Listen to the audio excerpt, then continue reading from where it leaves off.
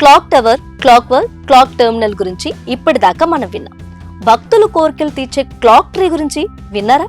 భక్తులు అత్యంత భక్తి శ్రద్ధలతో చెట్టుకు గడియారాన్ని సమర్పించడం ఎప్పుడైనా చూసారా? అయితే అలాంటి ప్రాంతం మధ్యప్రదేశ్లో ఉంది. ఈ ప్రాంతాన్ని ఘడివాలే సాగస్ బాబాగా పిలుస్తారు. చెట్టు, దాని చుట్టూ పరిసరాల్లో ఎక్కడ చూసినా భక్తులు సమర్పించిన రకరకాల గడియారాలే కుప్పలు తెప్పలుగా కనిపిస్తాయి. వాటి నుంచి టిక్ టిక్ శబ్దం వినిపిస్తుంది.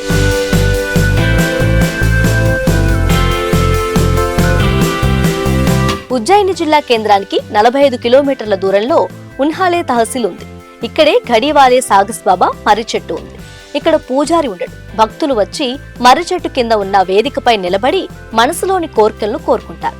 ఆ తర్వాత తమ కోరికలు నెరవేరిన తర్వాత ఈ మర్రి చెట్టుకు గడియారాలను వేలాడదీసి మొక్కులు తీర్చుకుంటారు.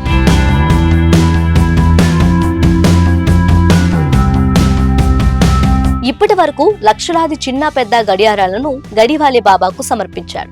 గడియారంతో పాటు కొబ్బరికాయ, ధూపం కర్రలు, సిగరెట్లు, చిల్లలను కూడా నైవేద్యంగా పెడతారు. ఇవన్నీ సమర్పిస్తే చెడు సమయం నుంచి మంచి సమయంలోకి మారిపోతుందని భక్తుల అపార నమ్మకం.